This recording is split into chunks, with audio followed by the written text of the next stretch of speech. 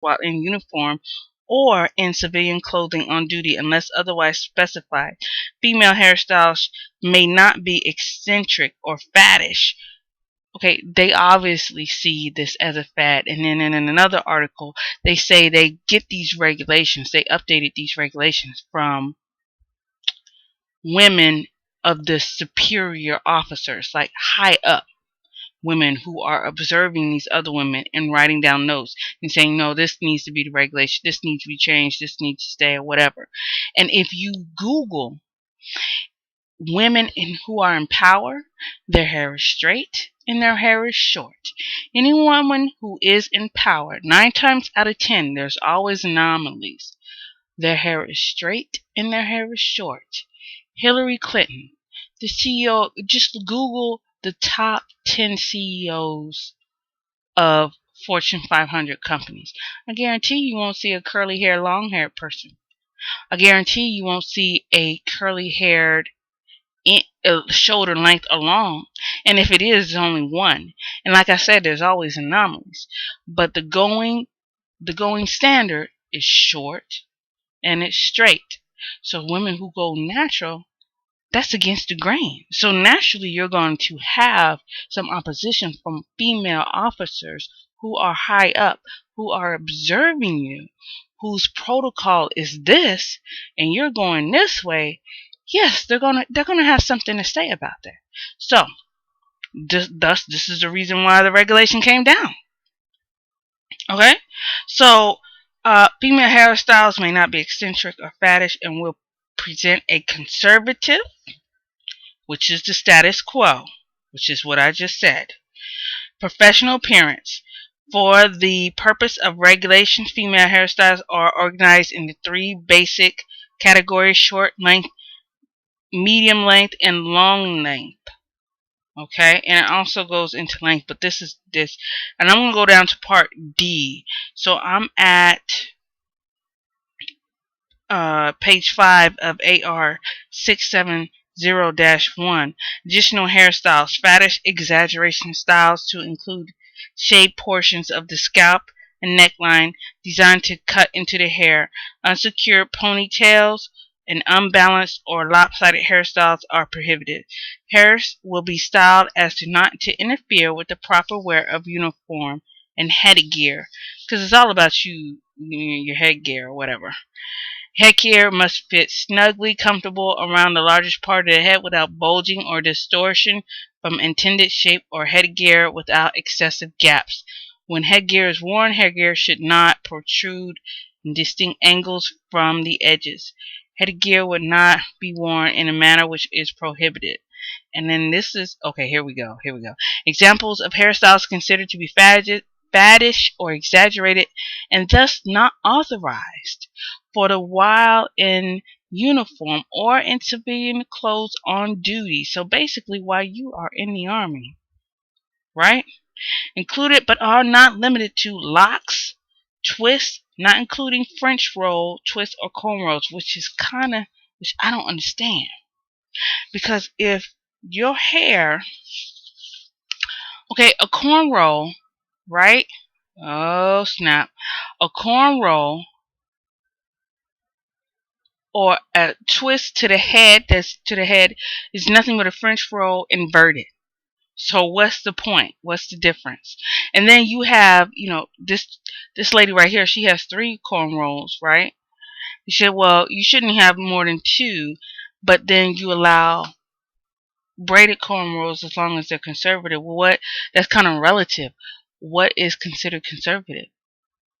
If I do 100 cornrows, which is very tiny, and you can get my hair, going from bush all the way down to the scalp because it is so tiny, is that considered conservative? Or do I have to do it in 2? It's relative. And then it's subjected to whoever is your superior officer. And then, that's when politics come into play. Okay, so like I said, it's considered faddish or exaggerated, not considered authorized Not authorized for wear while in uniform or in civilian clothing, included but not limited to locks, twists, not including French rolls. And then, term French. I ain't trying to be throw the ism card in there, but darn. Twist or cornrows, hair sculpting, eccentric directional flow, which we already know. Who does that? Twist, texture or spiking, buns, braids with loose hair extending to the end, multiple braids not braided in a straight line, hairstyles with severe angles, loose unsecured hair not including bangs when medium or long length are worn. Goes into braids. Braids should be medium to long hair braided.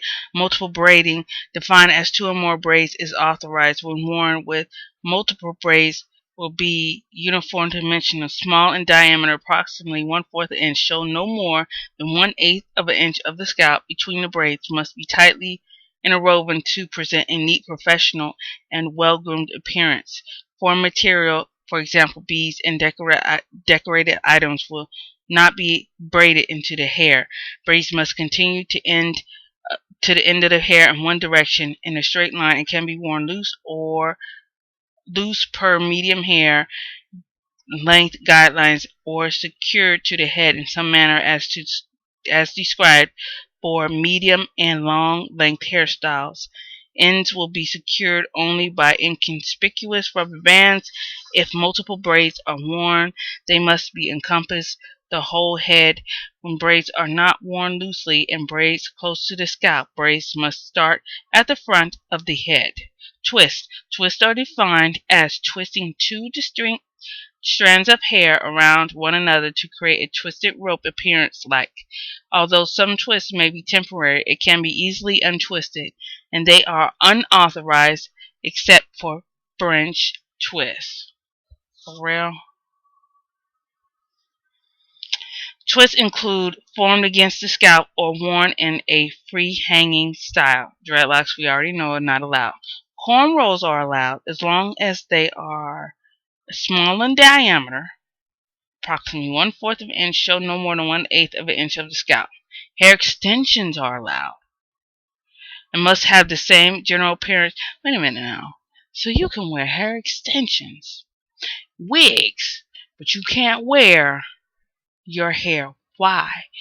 If the goal is to keep your hair right there in the cap, neatly, tightly tucked, why would you add more hair to it? And that's okay, but your own hair being tied down in a twist is not. I'm just saying. Don't make sense to me. But we already know the higher powers that be, straight hair and short hair. But then you got wigs, which is kind of crazy. But I'm not gonna go all into it. This is my little rant. Like I said, I have nothing against the military. The U.S. military is awesome. My father is military. My brother is in the military. I have no qualms against the military.